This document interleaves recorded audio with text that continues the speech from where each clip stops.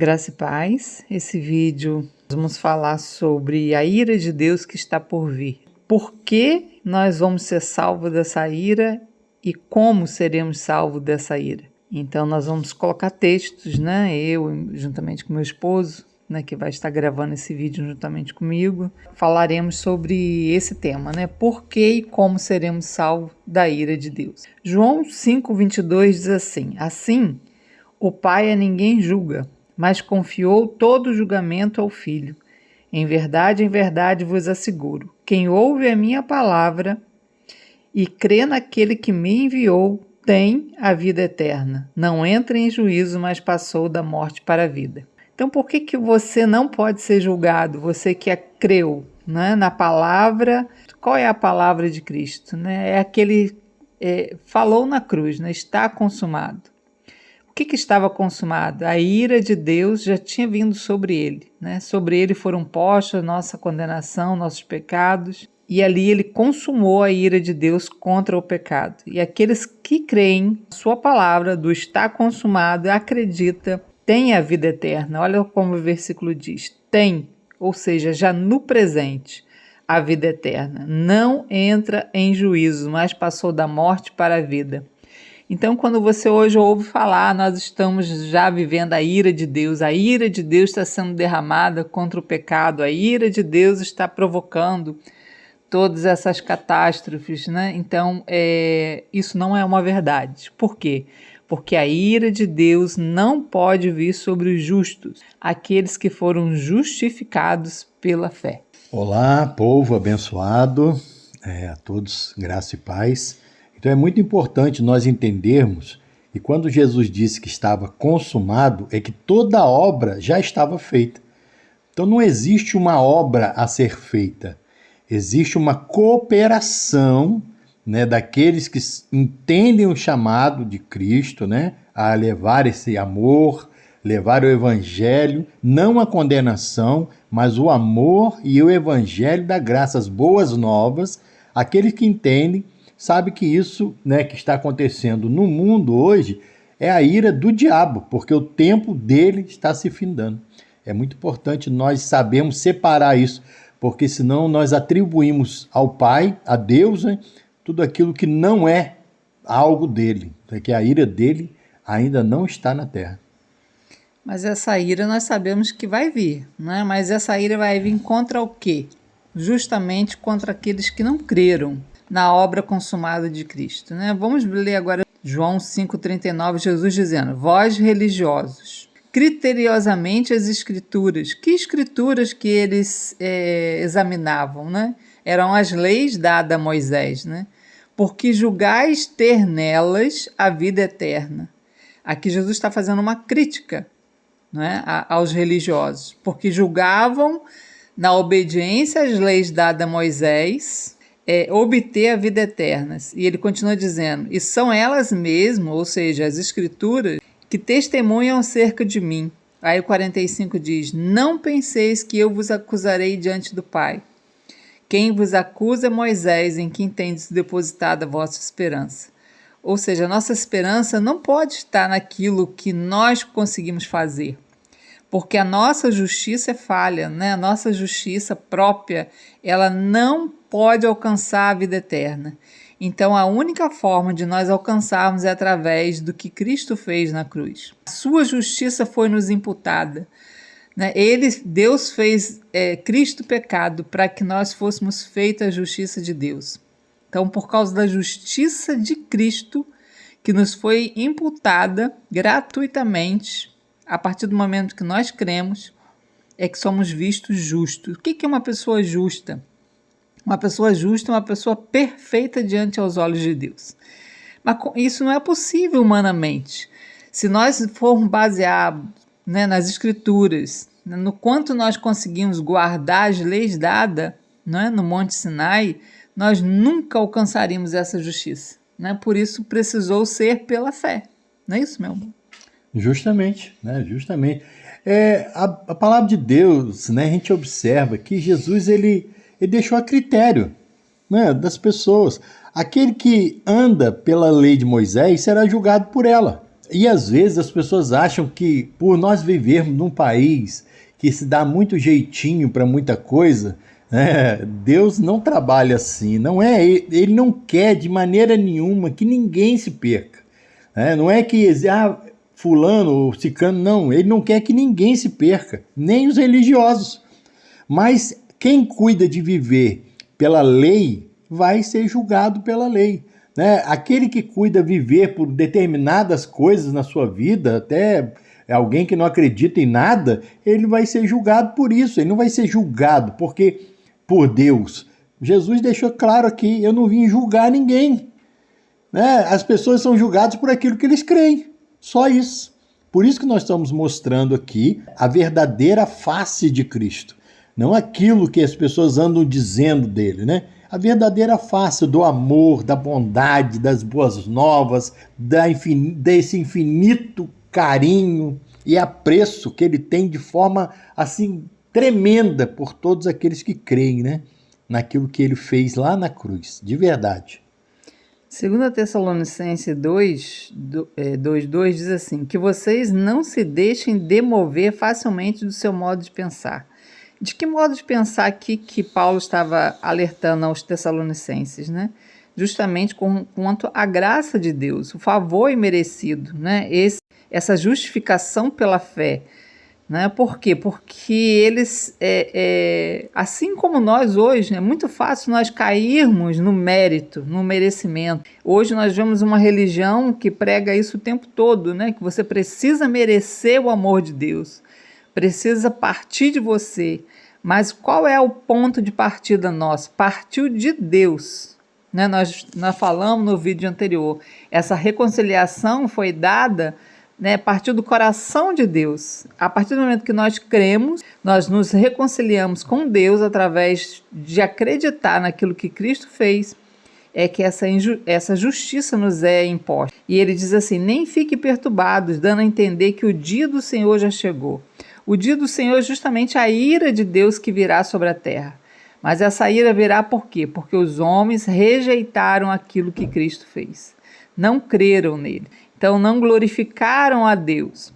Na verdade, hoje nós vemos uma religião que ela divide a glória com Deus. A metade é o que Cristo fez, a outra metade é aquilo que você faz. Não, Cristo não vai dividir a glória dele com ninguém.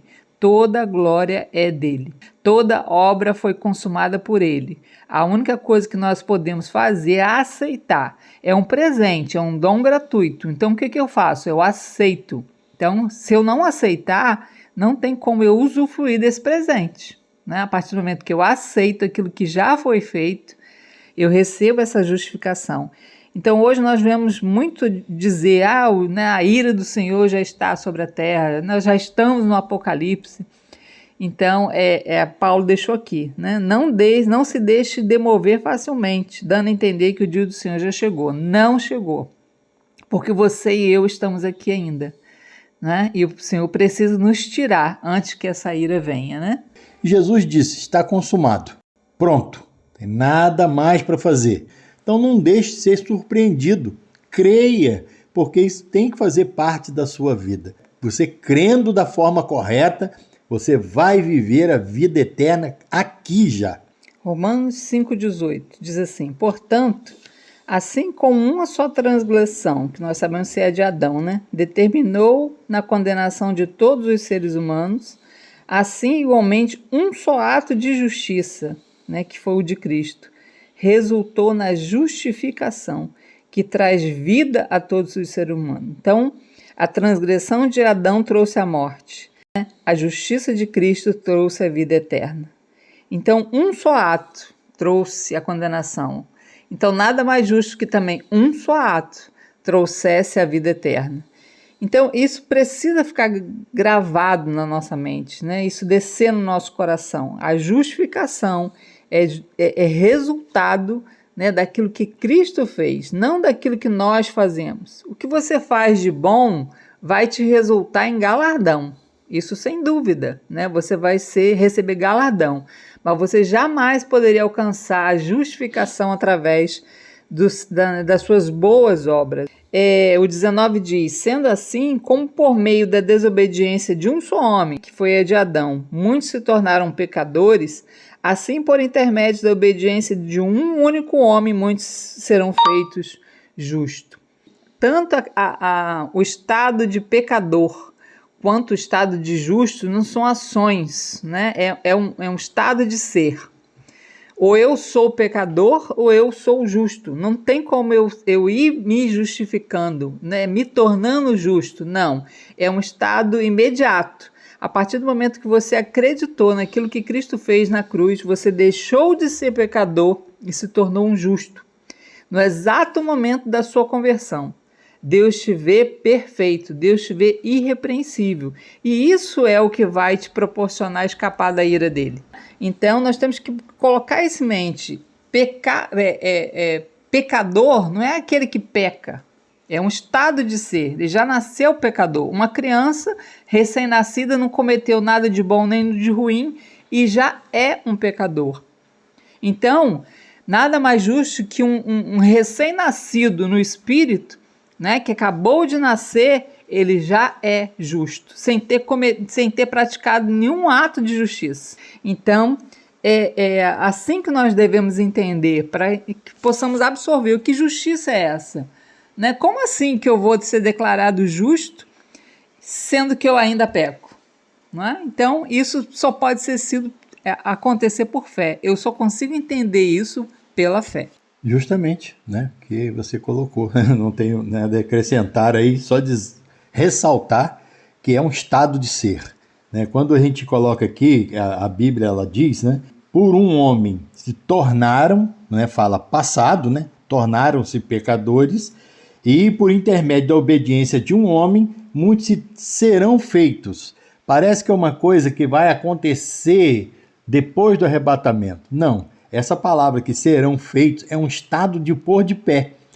Esse estado de pôr de pé, quando essa palavra foi colocada por Paulo, era a prontidão do soldado. Na época que se colocava de pé, pronto para agir. Né? Não será que vai acontecer? Não. Era um estado de estar pronto. Por que isso tem que ser assim? Porque não depende só do soldado. Dependia da ordem. Né? E dependia que ele executasse a ordem. E qual é a ordem? E o que Cristo deixou para nós? Crer. Então, quando a Bíblia fala que muitos serão feitos justos no estado futuro, não é porque é na glória, depois do arrebatamento. Não, é um estado de prontidão. Basta você que já ouviu a mensagem, agora agir. Era isso que o soldado fazia. A partir do momento que ele agia, ele estava consumando aquilo que foi dado. Então, o que Deus espera de nós é somente o crer. E aí, a partir do momento que você crê, você começa já a andar como justo nessa terra. Isso terrível é que o adversário ele trabalha o tempo todo para nos fazer desacreditar desse estado de justiça.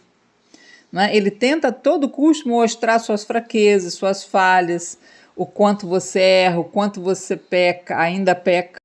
Por quê? Porque ele quer desacreditar nesse estado. Por isso a Bíblia diz que nós temos que perseverar até o fim. Perseverar em quê? Perseverar crendo que você é justo. Então a forma, eu já estou te adiantando, a forma de você escapar da ira de Deus é você acreditar nesse estado de justiça. É acreditar que o sangue de Jesus te tornou justo. Mas ele vai lutar contra isso. Né? Muitos versículos no futuro, nesses vídeos, serão mostrados que você realmente, todo o teu pecado já foi apagado. Não existe mais o olhar de Deus sobre você dizendo, eu não vou ver o pecado dele. Não, Deus não vê pecado em você. Se você anunciar algum pecado para ele, mostrando, porque eu sou assim, ele não vai ouvir, porque ele não te vê dessa forma. Ele te vê justo em Cristo. Romanos 5,9 diz, agora, ou seja, nesse exato momento, como fomos no passado justificados por seu sangue, muito mais ainda por intermédio dele, ou seja, do sangue de Cristo, seremos salvos da ira de Deus. Ora, o 10, né? Se quando éramos inimigos de Deus, fomos reconciliados com Ele mediante a morte do seu Filho, então você não foi reconciliado pelo seu bom comportamento, você não foi reconciliado por você cumprir os 10 mandamentos, não, você foi reconciliado por causa do sangue de Cristo, então mediante a morte do seu Filho. Quanto mais no presente, ou agora, né, havendo sido feitos amigos de Deus, seremos salvos por sua vida. Então, isso aqui é uma promessa e eu preciso acreditar. Hoje, o que está em questão. Por isso, a Bíblia diz que nos últimos tempos viria apostasia. O que é apostasia? É pessoas que se distanciariam da fé, daquilo que Cristo fez, de acreditar, né, de que você é justo, que você é perfeito aos olhos de Deus, porque é a única coisa que vai poder te dar escape de tudo que está por vir. É por isso que a Bíblia fala em Romanos, né? O justo viverá pela fé. Não é pelas obras, não é pelo que você faz ou deixa de fazer, é pela fé. O que você faz e deixa de fazer tem efeito na sua carne. Isso aí. Né? Com relação a Deus. Com relação a Deus, já está tudo consumado. São as consequências, né? Sim. Hoje nós temos relacionamento de irmão para irmão. Não é? Então, isso tudo vai gerar galardão. Hoje, se eu, né, depois de receber a justiça, eu agir contra meu irmão, né, contra o meu próximo, eu vou ser disciplinado por Deus, porque Ele é Pai e Ele disciplina quem Ele ama. A Bíblia fala disso. Nós não estamos sem disciplina, né? Até mesmo porque nós não teríamos um pai amoroso. Qual pai amoroso que não disciplina seu filho? Isso, não vê um irmão brigando com outro e não disciplina. Isso. Ah, tá tudo certo. Não. O pai que ama, ele corrige. Ele vai corrigir. Com certeza. Mas jamais vai banir da família, jamais vai lançar no inferno, né? Então, são essas questões que nós temos que colocar como base da nossa fé. Apocalipse 3,10 diz o seguinte: porque deste atenção à minha exortação quanto a suportar os sofrimentos com paciência. Esse versículo aqui, às vezes, muito é mal interpretado. São pessoas aceitando enfermidades, aceitando escassez, aceitando tragédias, né? Como sendo suportar com paciência o sofrimento. Não. Se você olhar nos versículos anteriores, você vai ver que sofrimento era esse. Era causado pela sinagoga de Satanás. Ou seja, Jesus chamou a religião de sinagoga de Satanás. Por que sinagoga? Porque se ensina princípios judaicos. Não é? Isso aí. E hoje nós vemos uma religião totalmente fundamentada no judaísmo. É interessante. Com máscara de cristianismo. Interessante que nós vivemos aqui no Ocidente e as pessoas dentro dos templos fazendo propaganda de coisas lá de Israel, achando que hoje o que Israel, né, faz está tudo debaixo da mão de Deus agindo a favor de Israel. Deus tem uma aliança com Israel, mas o que Israel hoje faz e como todas as outras nações estão fazendo, não agrada em nada, porque Deus não se agrada em massacre, Deus não se agrada em guerra, Deus não se agrada em morte, Deus não se agrada de nada disso. Então não adianta levar em conta, porque os religiosos vão continuar falando, né, sobre isso, que Israel está certo, que Israel... E não adianta achar que qualquer nação que mata outra pessoa, hoje, Deus não aprova isso. Então, aí são esses sofrimentos que nós devemos suportar com paciência, porque hoje a religião, ela persegue quem prega a graça. Não é? Ela vai dizer que é heresia, ela vai dizer que... Super graça. E é uma super graça mesmo, hiper graça. É uma graça barata, não é? É onde abundou o pecado, superabundou a graça. Superabundou a graça. Então é esse tipo de perseguição que nós temos que suportar com paciência. Aí Jesus continua dizendo: eu igualmente te livrarei da hora da tribulação. Muitos colocam esse texto, né, que te livrarei na hora, né, ou durante a tribulação. Não, é da hora. Não. Então não é na tribulação, ele vai te livrar da tribulação. Por que a igreja não pode passar pela grande tribulação? Porque a grande tribulação, olha só para que serve, para pôr à prova os que habitam sobre a terra. Você, né, por ser igreja, Por acreditar, você não vai precisar passar por essa prova, porque essa prova justamente vai vir, né, porque rejeitaram a obra consumada, não creram nela, não confiaram nela, não se posicionaram nessa obra consumada, né? Então, por isso, vão precisar passar a prova. Tanto aqueles que hoje se dizem cristãos, que não vão subir no arrebatamento porque não estão firmados na obra consumada, vão passar por um teste, quanto as nações e quanto Israel. Então, ainda tem um teste, depois do arrebatamento, para os que não subiram no arrebatamento, para as nações e para Israel. É interessante, que eu gostaria até de ressaltar algo aqui. Irmãos, queridos, deixa eu lhe falar, nós não estamos contra ninguém da lei não, tá? Porque são irmãos, né? Eles estão lá, estão enganados. Por quê? Porque eles tentam preservar uma coisa que eles mesmos nunca vão conseguir cumprir, né? Nós estamos trazendo só esclarecimento. Não existe aqui uma nova religião, não estamos falando de nada novo de religião, não. Nós estamos falando de Cristo, o que verdadeiramente Ele fez.